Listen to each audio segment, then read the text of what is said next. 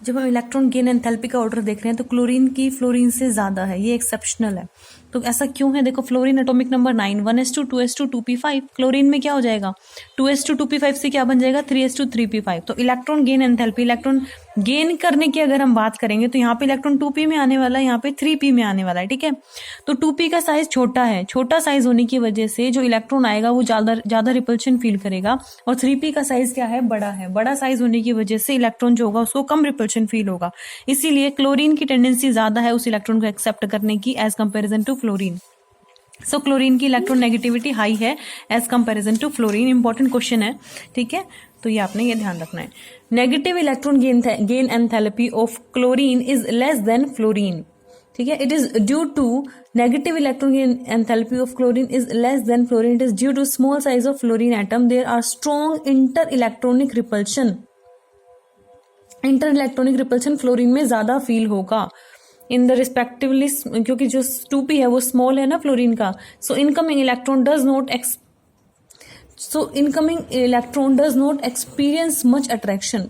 छोटा साइज होने की वजह से, इसका साइज क्या है? छोटा है। छोटा साइज होने की वजह से यहाँ पे बस रिपल्शन ज्यादा होगा, यहाँ पे 3p में इतना रिपल्शन इसको नहीं फील होगा। नेक्स्ट हम बात करते हैं इलेक्ट्रोनेगेटिविटी की। They have very high electronegativity. Electron को अट्रैक्ट करने की टेंडेंसी ज्यादा, क्योंकि एक इलेक्ट्रॉन आते ही क्या हो जाएंगे? नोबल गैस कॉन्फिगरेशन में चले जाएंगे।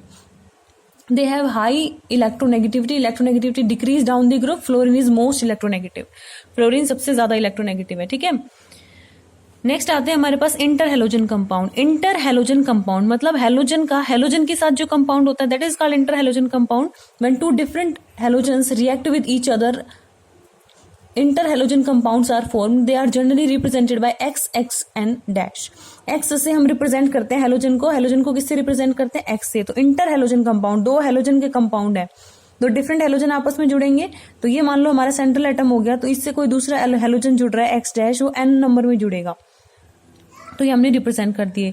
जो हमारा देखो ये सेंट्रल एटम हो गया, ये साइड एटम हो गया। इंटर हेलोजन कंपाउंड बनने की कंडीशन क्या होती है कि जो साइड एटम होगा वो ज्यादा इलेक्ट्रोनेगेटिव होना चाहिए सेंट्रल वाले हेलोजन से। साइड का जो हेलोजन है, साइड एटम जो हेलोजन होगा वो ज्यादा इलेक्ट्रोनेगेटिव होना चाहिए सेंट्रल एटम से, यानी x dash should be more electronegative than x। Inter halogen compounds are more reactive than group 17। Group 17 के जो कंपाउंड्स होते हैं, देखो जैसे मान लो फ्लोरीन F2 की फॉर्म में रहता है, क्लोरीन Cl2 Br2 I2, ठीक है। ये सब जो होते हैं वो लेस रिएक्टिव होते हैं। इनके कंपैरिजन में जो इंटर हेलोजन कंपाउंड बनेगा वो ज्यादा रिएक्टिव होगा।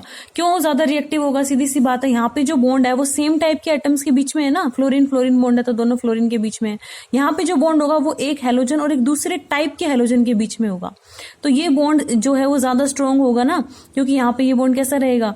सेम टाइप के एटम के बीच में है, ये डिफरेंट एटम्स के बीच में है, तो ये बॉन्ड ज्यादा स्टेबल नहीं है, इसीलिए ज्यादा रिएक्टिव है, ठीक है।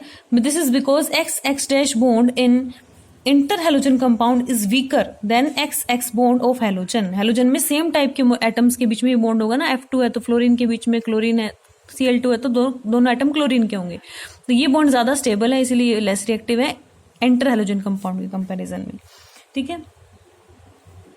एक्सेप्ट F2, एक F2 को छोड़ के, F2 जो होता है मतलब F2 का जैसे मैंने वो तो मैं जनरल एग्जांपल बता रही थी, ठीक है। F2 जो है वो थोड़ा सा ज्यादा रिएक्टिव है इंटर हेलोजन कंपाउंड से। बाकी सारे के सारे जो हेलोजन्स हैं Cl2 Br2 I2 वो ज्यादा स्टेबल हैं, इसलिए लेस रिएक्टिव हैं देन इंटर हेलोजन कंपाउंड। फिर इंटर हेलोजन कंपाउंड के स्ट्रक्चर्स की बात करें तो ये आपको ड्रॉ करने आनी चाहिए। ClF3 है, क्लोरीन के पास 7 वैलेंस इलेक्ट्रॉन है, 3 इसके बॉन्डिंग में यूज हो गए, यानी 2 लोन पेयर बच गए, 2 lone pair 3 bond pair, 5 steric number, ये आपकी TBP बनेगी, ये सारा आपको आता है, ठीक है। शेप हम बहुत बार पढ़ चुके हैं, तो ये IF3 इंटर हेलोजन कंपाउंड हो गया, IF7 इंटर हेलोजन कंपाउंड हो गया, ये इनके स्ट्रक्चर्स हो गए, ठीक है। Preparation of inter halogen compound की अगर हम बात करेंगे तो inter halogen compounds can be prepared by direct combination. Direct 2 halogens को आपस में रिएक्ट करा दो, इंटर हेलोजन कंपाउंड बन जाएंगे। The product form depends upon the specific condition, जैसे Cl2F2 है, 473 केल्विन टेम्परेचर पे लोगे तो ClF बन गया।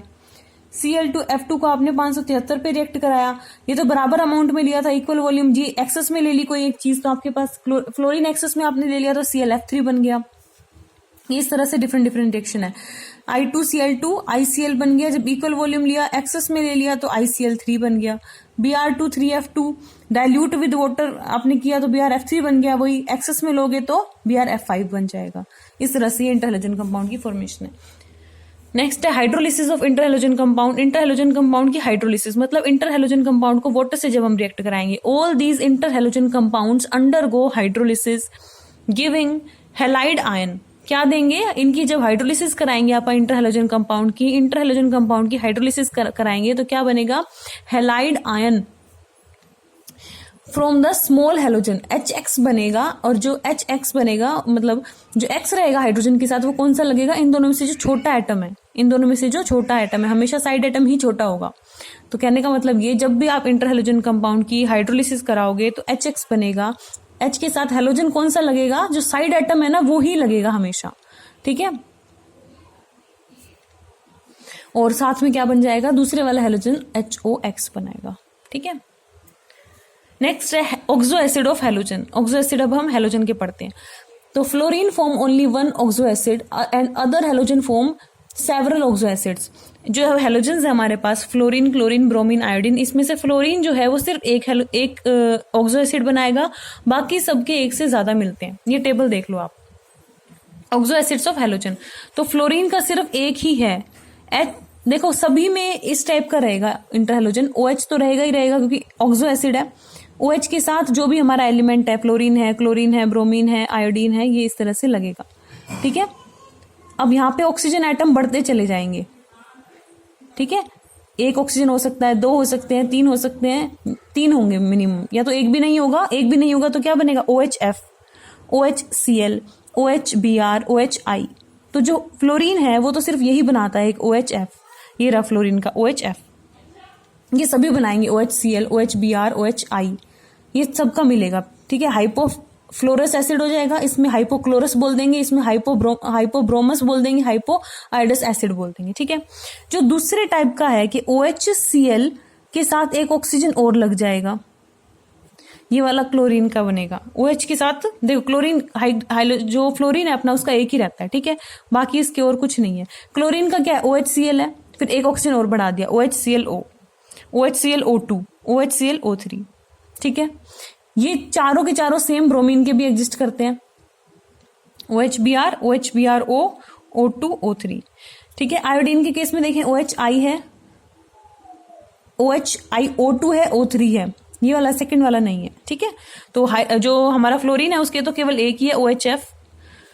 क्लोरीन के 4 हैं, ब्रोमीन के भी 4 हैं और आयोडीन के अपने 3 ही है, ठीक है। तो इनके स्ट्रक्चर भी हमें आने चाहिए, ठीक है। तो आप क्लोरीन वाले का देख लो, क्लोरीन के तो चारों टाइप के एग्जिस्ट करते हैं ना, क्लोरीन के चारों के अगर स्ट्रक्चर आपको आ गए तो ब्रोमीन का आपको बनाना है तो सेम ही बन जाएगा, बस क्लोरीन की जगह ब्रोमीन कर देना, या ब्रोमीन की जगह आयोडीन कर देना, या ब्रोमीन की जगह फ्लोरीन कर देना, ठीक है। तो देखो OHClO3 का स्ट्रक्चर देखो, सबसे पहले इसमें उल्टे से शुरू करते हैं हम कि कैसे कैसे स्ट्रक्चर बनेगा। तो OHClO3 का बनाते हैं, O2 का, इन सब का स्ट्रक्चर देख लेते हैं, बिल्कुल आसान है ये। सबसे पहले हम ये वाला देख लेते हैं OHClO3। तो इसमें क्या करो आप, क्लोरीन ले लो, ऑक्सो एसिड है तो एक OH तो रहना ही रहना है। इनमें सब में अगर हम देखें तो हाइड्रोजन एक ही है, तो वो हाइड्रोजन ऑक्सीजन के साथ ही लगेगा, ठीक है। तो Cl के साथ एक OH आ गया, जितने ऑक्सीजन बचे वो डबल बॉन्ड से जोड़ दो, 3 ऑक्सीजन बच गए, डबल बॉन्ड से आपने जोड़ दिए, मोनोबेसिक हो गया ये, ठीक है। ऐसे OHClO2 बनाएंगे हम, OHClO2 बनाएंगे तो एक OH, बाकी 2 ऑक्सीजन जो बचेंगे वो डबल बॉन्ड से जोड़ दिए, सेम है। तो ऐसे किसी का भी स्ट्रक्चर बना सकते हैं, आपको यहाँ पे बोल दे कि BrO2 बनाओ तो सेम ही बनेगा कि Br, एक OH तो आएगा ही आएगा, 2 ऑक्सीजन बचे हैं तो डबल बॉन्ड ऑक्सीजन जोड़ दो, ठीक है। तो जितने भी अपने पॉसिबल थे वो सबका स्ट्रक्चर एक जैसे ही बनेंगे इनके, बस सेंट्रल एटम आप चेंज कर देना। नेक्स्ट आता है ऑर्डर ऑफ एसिडिटी। तो क्लोरीन के ये 4 थे, जैसे जैसे ये 4 है ना, जिसके पास नंबर ऑफ ऑक्सीजन ज्यादा है उसकी एसिडिटी भी ज्यादा होगी, जिसके पास नंबर ऑफ ऑक्सीजन ज्यादा है उसकी एसिडिटी भी ज्यादा होगी, नहीं सबसे ज्यादा एसिडिक होगा, फिर ये। इनमें कंपैरिजन करेंगे तो इनमें भी सेम कहानी रहेगी, ऑक्सीजन ज्यादा तो एसिडिक कैरेक्टर ज्यादा, ठीक है। तो ये क्यों होता है ऐसा, एसिडिक कैरेक्टर ज्यादा क्यों होता है वो देखो आप, देखो जैसे हमारे पास ये है OHClO3 की बात करूं, एक मेरे पास OHClO2 हो जाएगा, क्लोरीन के 4 होते हैं तो वही डिस्कस कर लेते हैं, OHClO हो जाएगा और एक OHCl है। इनका स्ट्रक्चर में देखूं तो ये कैसे बनेगा, क्लोरीन एक OH लगा दो, 3 ऑक्सीजन बचे हैं वो डबल बॉन्ड के साथ आएंगे। यहाँ पे क्या होगा, क्लोरीन, एक डबल बॉन्ड ऑक्सीजन, दो डबल बॉन्ड ऑक्सीजन होंगे और एक OH होगा। क्लोरीन, एक OH, एक ऑक्सीजन बच गया तो डबल बॉन्ड ऑक्सीजन। ठीक है, यहाँ पे क्लोरीन, एक ही OH है और कुछ है ही नहीं। ठीक है, अब इनमें चारों में आप देखो, मुझे एसिडिक कैरेक्टर पढ़ना है, यानी एसिडिक कैरेक्टर बोल दो या एसिडिटी बोल दो। तो एसिडिटी का मतलब क्या है, इनमें मैं ये पढ़ना चाहती हूँ कि चारों में कौन ज्यादा एसिडिक होगा।